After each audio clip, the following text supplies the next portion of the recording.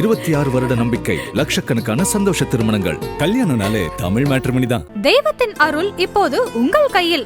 100% தூய்மையான silver coin உங்கள் இஷ்ட தெய்வத்தின் அழகான உருவத்துடன். உடனே ஆர்டர் செய்ய நிபுராவை அணுகுங்கள்.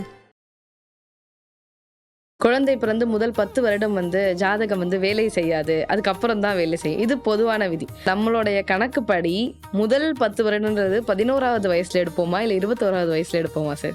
முதல் 11வது வயதுல தான். ஒரு பிரசன்னமாக உங்களை பார்த்துட்டு உங்களுக்கு என்னப்பா உங்களுக்கு 2 குழந்தை இருக்கும் அப்படிம்பாங்க. ஆனால் 2 குழந்தை இப்போ ஒன்று பிறந்திருக்கா இன்னொன்று வரும் அப்படின்னு சொல்லி முடிச்சிருவாங்க. இது பிரசன்னமாக சொல்லும்போது சொல்லுவாங்க. அதே ஜாதகம் பார்த்து சொல்லும்போது அது சொல்கிறது நடக்காது. மற்றவங்க பார்க்கக்கூடிய கணக்குகளுக்கும் நான் பார்க்கக்கூடிய கணக்குகளுக்கும் முற்றிலுமான மாறுபட்டது. 21 வயசு வந்தால் தான் தனி மனிதனுடைய வாழ்க்கை ஸ்டார்ட் ஆகும். அங்கே ஆணோ பெண்ணா 21 வயசு வந்து தான் அந்த ஜாதகத்தை பற்றி 21 வயசில் 31 வயசு 31 வயசில் 41 வயசு இந்த 20 வருஷம்தான் உங்கள் வாழ்க்கையில் நீங்கள் வாழ்கிறது. படிப்பு ஒன்றா இருக்கும், வேலை ஒன்றா இருக்கும். படிப்பு ஒன்றா இருக்கும், இங்கே தொழில் ஒன்றா இருக்கும். இந்த படிப்பு ஒன்றா இருக்கும். இது என்னென்னா இது இந்த 10ஆம் வீடுங்கிறது நாங்கள் என்ன சொல்லுவோம் அப்படின்னா ஒரு மரம் மாதிரி. ஆதன் ஆன்மீகம் நேயர்களுக்கு அன்பு வணக்கம். தொடர்ந்து நம்மளுடைய ஆதன் ஆன்மீகம் சேனல் மூலமா நிறைய விஷயங்களை மக்களுக்கு சொல்லிட்டு இருக்கோம். அந்த வகையில இன்னைக்கு நம்ம யாரை சந்திக்க போறோம் அப்படின்னு பாத்தீங்கன்னா, பல ஜோதிடர்களை உருவாக்கிய ஏஎல்பி ஜோதிடத்தின் தந்தை பொதுவுடைமை மூர்த்தி சார் தான் இன்னைக்கு நம்மளோட இணைஞ்சிருக்காங்க. வணக்கம் சார், நல்லா இருக்கீங்களா சார்? நல்லா இருக்கேன் சார். ரொம்ப நாள் வேண்டுதலுக்கு அப்புறம் இன்னைக்கு நீங்க வந்திருக்கீங்க, அதுவும் எங்க ஸ்டுடியோக்கு. ரொம்ப பெரிய விஷயம். இன்னைக்கு நான் உங்ககிட்ட நிறைய விஷயங்கள் முதல்ல நான் நன்றி சொல்லணும். ஏன்னா ஆதன் இது ஆரம்பிக்கும் போது முதல்ல நாங்கள் தான் இந்த அச்சயலக்கண பദ്ധதியும் ஏஎல்பிக்கும் ஆதன் ஆன்மீகத்துக்கும் இந்த யூடியூப் சேனலுக்கும் நாங்கள் நெருக்கிய தொடர்பு உண்டு. ஆனால் நான் நிறைய நாள் வரணும் அப்படின்னு ஆசைப்பட்டது எதுக்குன்னா, முதல்ல எப்படி நம்மளை ஒரு இடத்துல ஒரு ஒரு ஒரு சின்னதாக நம்மளை வளர்த்து விட்ட ஒரு இடம் அப்படிங்கிறது இந்த ஆதன் ஆன்மீகம். உண்மையிலே எங்களுக்கு நான் இந்த நேரத்தில் நன்றி சொல்கிறேன். நான் உண்மையிலே அந்த காலகட்டங்களில் நாங்கள் ஒரு 7-8 வருஷத்துக்கு முன்னாடி அந்த இடத்துல ஆரம்பிக்கும் போது ஆச்சரியமாக இருந்துச்சு. சின்ன குழந்தையாக இருந்துச்சு. ஆதன் ஆன்மீகமும் ஏஎல்பியும் அப்படி தான் இருந்துச்சு. 2 பேரும் ஒரு இணைந்து உண்மையிலே அப்போ நிறைய நம்மளுக்கு சப்போர்ட் பண்ணது. இந்த இடத்துல நான் நன்றி சொல்கிறேன். ரொம்ப சந்தோஷம். நாங்களும் நன்றி சொல்கிறோம் சார். சார், எனக்கு இன்னைக்கு நிறைய சந்தேகங்கள் சார். முதல்ல நான் கேட்க போகிறது, ஜோதிடத்தில் நீங்கள் பலருடைய வாழ்க்கையை மாற்றிட்டு இருக்கீங்க. உங்க வாழ்க்கையை ஜோதிடம் மாற்றிய தருணம்னு ஏதாவது இருக்கா? நிறைய இருக்கு. இது ஜோதிடம் இல்லாத மனிதன் வாழ்க்கையே இருக்காது. நீங்க அது ஆதன் தமிழா இருக்கலாம், யாரை வேணாலும் இருக்கலாம், நானா இருந்தாலும் சரி. ஏதோ ஒரு இடத்துல நான் ஒரு கேள்வி திரும்ப ஒரு தமிழை கேட்குறேன். நிறைய சமூக மக்கள் நீங்கள் சந்திச்சிருப்பீங்க. எல்லாருக்கும் நல்ல நேரம் கெட்ட நேரம் இருக்கான்னு கேட்டால் இருக்கு. அவ்வளோதான் விஷயம்.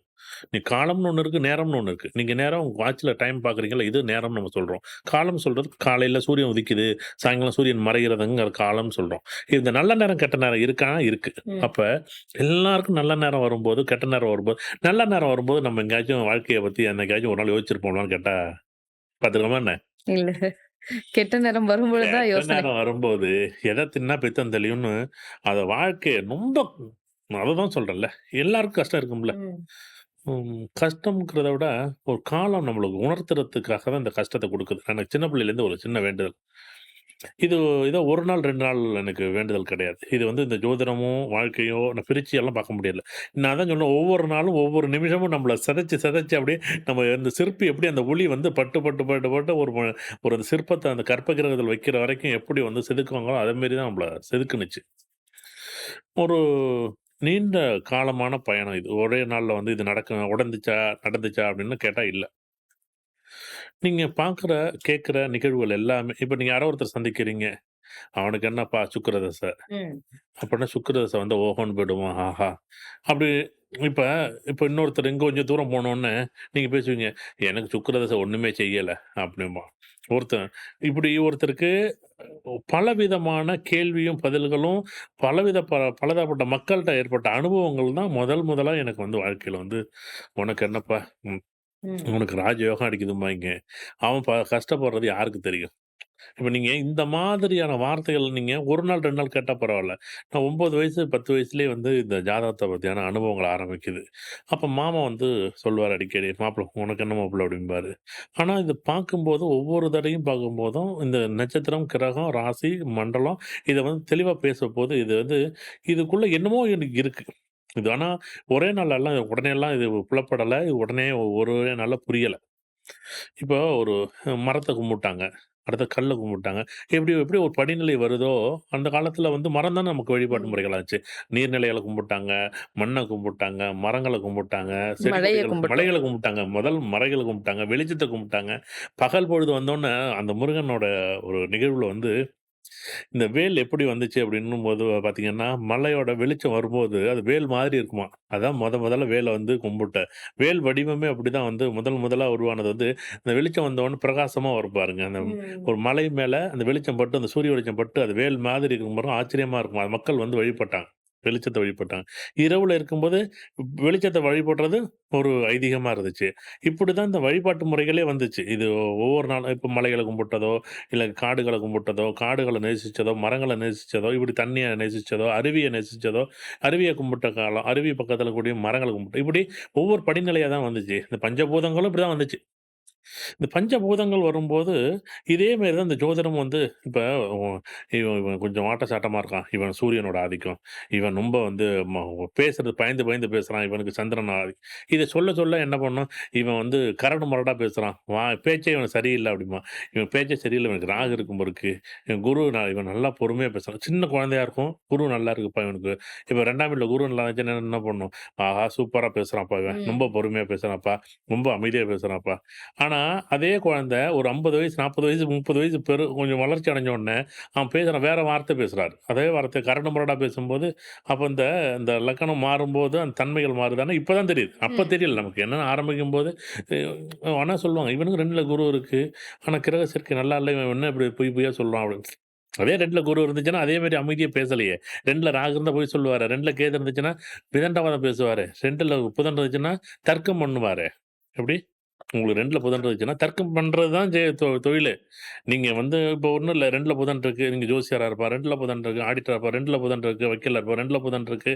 அரசியல் பேச்சாளரா இருப்பார். 2ல புதன் இருக்கு. வாத்தியாரா இருப்பார். 2ல புதனுக்கு பெரிய ஒரு சொற்பொழிவாளரா இருப்பீங்க. இப்ப இதே குரு இருக்கும்போது இப்ப 30 வயசுலேருந்து 40 வயசுக்குள்ள 2ல புதன் இருக்குன்னு ம். வச்சுக்கங்களேன், உண்மையிலே இந்த தொழில் உங்களுக்கு சப்போர்ட் பண்ணும். நீங்க போயி அ ஒரு ஒரு ஹாஸ்பிட்டல்ல ஒரு கிளினிக்ல வேலை பார்த்தீங்கன்னா, உங்களுக்கு இங்க பலன் தரக்கூடியது உண்மையிலே 80% பலன் தரக்கூடியது சொற்பொழிவு. ஆனா நீங்க எதுல போய் நிக்கிறீங்க? வேற வேற டிபார்ட்மெண்ட்ல. ஏதோ ஒரு டிபார்ட்மெண்ட்ல. இங்க இதுதான் ஆச்சரியமா இருக்கு. இது என்னன்னா நாளடைவுல தான் இது நான் புரிய ஆரம்பிக்குது. இது ஒரே நாள்ல வந்து எனக்கு புரிஞ்சுச்சா அப்டின்னா, இல்ல. எனக்கு தெரிஞ்சு ஜோதிடத்த பொறுத்தளவுக்கு நான் மறுபடியும் சொல்றேன். நீங்க ஒரு போர்ட வச்சு ஒரு நாள் உட்கார வச்சு நான் பேசுறேன். ஏன்னா நீங்க மத்தவங்க பார்க்கக்கூடிய கணக்குகளுக்கும், நான் பார்க்கக்கூடிய கணக்குகளுக்கும் நிச்சயமா முற்றிலுமான சார். மாறுபட்டது. ஏன்னா இவங்க நிச்சயம். நீங்க பிறந்த குழந்தைக்கு ஒரு ஜாதகத்த எழுதுறாங்க. அதனுடைய அமைப்பு வச்சுக்கிட்டு நீங்க பதில் சொல்றாங்க. நாங்க வந்து அதே பிறந்த குழந்தை ஜாதகம் தான். இன்னைக்கு வயசுக்கு இயல்பு இலக்கணம் ஒண்ணு இருக்கு. இந்த லக்கணத்த மட்டும் மாத்திங்க. நான் வந்து லக்கணத்த பத்தி இங்க பேச வரல இன்னைக்கு. ஏன்னா என்னுடைய வாழ்க்கைய சம்மந்தப்பட்ட ஏன்னா ஜோதிடம்ங்கிறது நீங்க நினைக்கக்கூடிய நீங்க பார்க்குறது, பேசுறது, சிரிக்கிறது, உங்களோட ட்ரெஸ்ஸிங்கு, உங்களுடைய உங்களுடைய தலையிலேருந்து கால் வரைக்கும் நடக்கக்கூடிய அத்தனை செயல்களுக்கும் இந்த கிரகங்கள் நம்மள எப்படி ஆட்டி படைக்குது. இப்போ வந்து தலைவலி வருது. ம். இப்போ சூரியன் வந்து இப்போ உதாரணத்துக்கு வந்து மீன லக்கணம். மீன லக்கணத்தில சூரியன் இருக்கு. இப்ப தலைவலி வருமா? தலைவலி வரும். 6ஆம் அதிபதி 3ல இருந்துச்சு. இப்ப என்னன்னா, இவங்க எப்படி சொல்லுவாங்கன்னா, இது எப்படி இவங்க கணிக்கிறாங்க? இவங்க எப்படி இவங்க சொல்றாங்க? பிரசன்னமா சொல்லும்போது சரியா இருக்கு. ஜாதகமா சொல்லும்போது தவறா இருக்கு. ம். நெறைய பேருகிட்ட இது ஆச்சரியமா இருந்துச்சு. ஒரு பிரசன்னமா உங்கள பார்த்துட்டு, "உங்களுக்கு என்னப்பா? உங்களுக்கு 2 குழந்தை இருக்கும்" அப்படிம்பாங்க. ஆனா 2 குழந்தை இப்போ 1 பிறந்திருக்கா, இன்னொன்னு வரும் அப்படின்னு சொல்லி முடிச்சுருவாங்க. இது பிரசன்னமா சொல்லும்போது சொல்லுவாங்க. அதே ஜாதகம் பார்த்து சொல்லும்போது, அது சொல்றது நடக்காது. அப்ப ஜாதகத்துல இருக்கக்கூடிய கணக்கு முறைகள் என்ன? அப்ப ம். ஒருத்தர் சொல்றாரு நடக்குது, ஒருத்தர் சொல்ல நடக்கல. கிரகம் ஒரு ஒரு விஷயம் உதாரணமா மேஷ லக்னம்னு சொல்றாரு. அந்த லக்னத்துக்கு கடக லக்னத்த பதில் சொல்லணும். உங்களுக்கு கடக லக்கணம், கடக லக்கணத்துக்கு பதில் சொல்ல மாட்டேங்கிறீங்க. உங்களுக்கு துலா லக்கணம். இப்படி லக்கணம் நகரும்போது இதுக்கு மொத்தமாவே இது என்ன பண்ணுது, ரொம்ப ஆச்சரியமா இருக்கும். இப்ப என்ன பண்றோம், உதாரணமா அந்த காலத்துக்கிட்ட இந்த வழிபாட்டு முறைகளுக்கு எனக்கு ரொம்ப நெருக்கமா இருந்துச்சு. ஏன்னா, நம்ப எல்லாருமே அந்த கோவிலோட பூசாரியோட நெறைய நெருக்கமான ஏன்னா கோவில்ல மணி அடிக்கிறது தான் எனக்கு வேலையே. இப்ப நான் என்ன பண்றேன், ஒரு உதாரணமா அது அது ஒரு ஐயனார் கோயில். இந்த ஐயனார் கோவில்ல இந்த கடவுள் எப்படின்னா, இவங்க என்ன பண்ணுவாங்கன்னா, அந்த கோவிலுக்கு இன்னைக்கு வரைக்குமே பெண்கள் எல்லாமே தூரமா தான் அந்த சாமி கும்பிட வருவாங்க. எட்டி தான் இருப்பாங்க. இப்ப நெருக்கமா அந்த சாமி கும்பிடுறாங்க. ஆனா, அந்த காலகட்டங்கள்ல நெருக்கமா வந்து பார்த்தீங்கன்னா, ஆண்கள் மட்டும் தான் சாமி கும்பிடுவாங்க. அந்த சாமி கும்பிடும்போது எப்படின்னா, ரொம்ப பயபக்தியா. பார்த்தீங்கன்னா, சமைக்கும்போது கூட வாய வாய மூ வாய துணிய கட்டிக்கிட்டு தான் சமைப்பாங்க அந்த காலகட்டங்கள்லலாம். இப்பல்லாம் மாறிப்போச்சு எல்லாமே. இப்படி எல்லாமே இந்த ஆன்மீகத்தோடையும், வாழ்வியலோடையும், இந்த ஜோதிடத்தோடையும் என்ன பண்ணுது, நெறைய நெறைய வாய்ப்பு. உதாரணமா வந்து ஒருத்தர் வந்து சைக்கிள் வாங்கி கேட்கிறாரு. இப்போ "உனக்கு சைக்கிள் வேண்டாம், சைக்கிள் வேண்டாம். சைக்கிள் வந்தா உனக்கு அடிபட்டு போயிடும்." என்னடா சைக்கிள் வாங்கி கேட்கிறதுக்கும், அடிபட்டு போறதுக்கும் என்னடா சம்பந்தம்? "இல்ல சார் இவனுக்கு வந்து 4ஆம் வீட்ல ராகு இருக்கு." ம். அப்படின்னு சொல்லுவாங்க. அவன் வந்து பார்த்தீங்கன்னா, சூப்பரா சைக்கிள் ஓட்டுவான். அவனுக்கு சூப்பரா சைக்கிள் இயக்குவான். இப்படி கிரகங்களும் அவனுக்கும் அவன் வாழ்க்கைக்கும் சம்மந்தமே இருக்காது. இங்க அடிபட்டுடுவான்னு சொல்லுவாங்க. அவன் நல்லா வண்டி ஓட்டுவான். இப்ப நான் 2ல வந்து உதாரணமா வந்து 10ல ராகு இருந்துச்சுன்னா, போட்டா தொழில் நல்லாயிருக்கும். அவனுக்கு போட்டா தொழிலே வந்து வேண்டவே வேண்டாம்பான். ஆனா, அவனுக்கு கேமரா வாங்கி வச்சுக்கணும்னு ஆசை இருக்கும். இப்போ தொழிலுக்கும், ஜாதகத்துக்கும் சம்மந்தம் இருக்கான்னா, ரொம்ப நெருக்கமான சம்மந்தம் இருக்கு. படிப்புக்கும் ஜாதகத்துக்கும் என்னன்னா, இவங்க என்ன பண்றாங்கன்னா, படிப்பு ஒண்ணா இருக்கும், வேலை ஒண்ணா இருக்கும். ஆமா. படிப்பு ஒண்ணா இருக்கும், இங்க தொழில் ஒண்ணா இருக்கும்.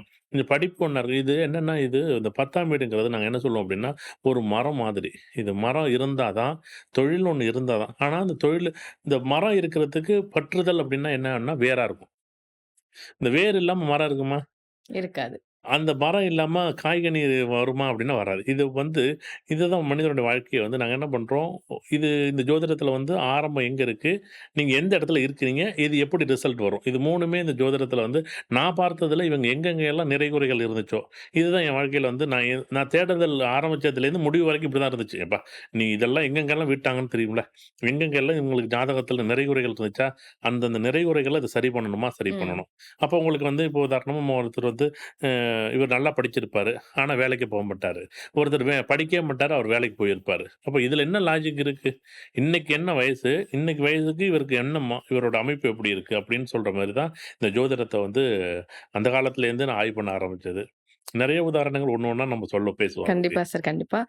சார் பொதுவாவே சொல்லுவாங்கல்ல சார், குழந்தை பிறந்து முதல் 10 வருடம் வந்து ஜாதகம் வந்து வேலை செய்யாது. அதுக்கப்புறம் தான் வேலை செய்யும். இது பொதுவான விதி.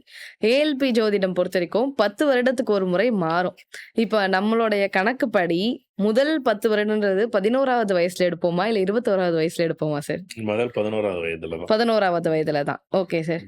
முதல் 10 வயது வரைக்கும் நம்ம ஜாதகத்த பத்தி நம்ம பேசுறது கிடையாது. ஏன்னா, அது அப்பா, அம்மாவோட முடிவு இருக்கும். ம். 11 வயசுலேருந்து 20 வயசு வரை நீங்க சொல்லி கேட்க மாட்டீங்க. உங்க ஃப்ரெண்ட்ஸ் சொல்லி தான் கேட்பீங்க. ஏன்னா, ஃப்ரெண்ட்ஸோட ஆட்டம் தான் அங்க அதிகமா இருக்கும்.